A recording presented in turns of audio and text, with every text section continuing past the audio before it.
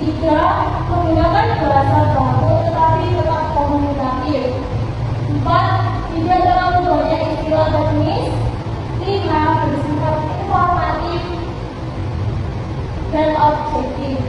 Dan yang keenam, ditulis secara sistematis dan berbentuk.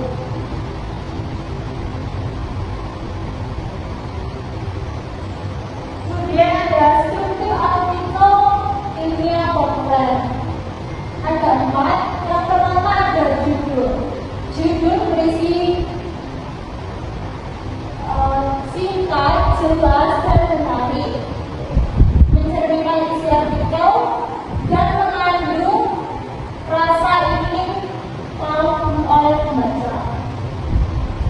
Kedua ada pendahuluan yang berisi latar belakang masalah, menggambarkan fenomena atau peristiwa dan menarik perhatian pembaca. Yang ketiga ada isi atau pembahasan, menjelaskan fakta dan data, menyajikan penjelasan ilmiah, disertai contoh atau hasil penelitian dan disusun secara logis dan berbentuk. Yang keempat ada penutup. Penutup ini berisi kesimpulan, dapat disertai sarana pengharapan dan menegaskan kembali isi artikel.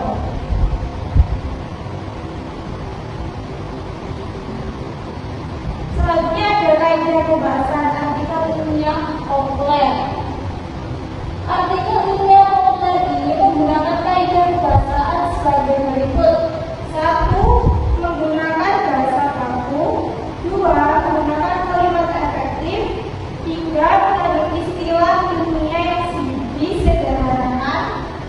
4. Mengandung kondisi sifat artikel yang berisi karena atau sehingga. 4. Menggunakan kata konstruktif. Dan yang terakhir menghindari bahasa gaul dan opini yang berlebihan. Selanjutnya adalah langkah penulis artikel ilmiah populer. 1. Menentukan topik yang menarik dan aktual. 2. Mengumpulkan data dan fakta dari sumber terpercaya. 3. Menyusun kerangka artikel. 4. Menulis pendahuluan yang menarik. 5. Mengembangkan isi dengan bahasa populer. 6. Menulis penutup berupa kesimpulan. 7. Menyeting dan memperbaiki tulisan. Selanjutnya ada contoh topik artikel ilmiah populer. 1. Dampak penggunaan gawai bagi remaja. 2. Pentingnya menjaga kebersihan lingkungan. 3. Protokol warga bergizi kesehatan. 4. Pengaruh media sosial terhadap prestasi belajar. Dan yang terakhir bahaya sampah plastik bagi ekosistem.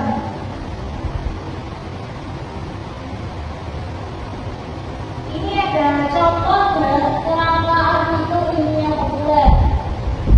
Judulnya dampak penggunaan gawai terhadap prestasi belajar siswa. Pendahulunya yang berbesar di belakang. Penggunaan gawai di kalangan siswa semakin meningkat seiring perkembangan teknologi. Gawai tidak hanya digunakan sebagai sarana komunikasi, tetapi juga sebagai media hiburan dan pembelajaran. Namun, penggunaan gawai yang berlebihan dikhawatirkan dapat mempengaruhi konsentrasi dan prestasi belajar siswa.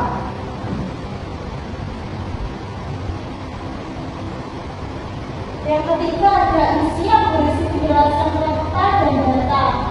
Beberapa penelitian menunjukkan bahwa penggunaan gawai dalam waktu lama dapat menyebabkan siswa kurang fokus saat belajar. Siswa yang terlalu sering memakai gawai cenderung mengalami penurunan waktu belajar dan kelelahan mata. Di sisi lain, penggunaan gawai secara bijak dapat membantu siswa mencari informasi dan mendukung proses pembelajaran jika digunakan dengan pengawasan. Yang keempat yaitu penutup yang berisi simpulan dan saran. Berdasarkan pembahasan tersebut dapat disimpulkan bahwa penggunaan gawai memiliki dampak positif siswa. Oleh karena itu, siswa disarankan menggunakan gawai secara bijak dan membatasi waktu penggunaan agar tidak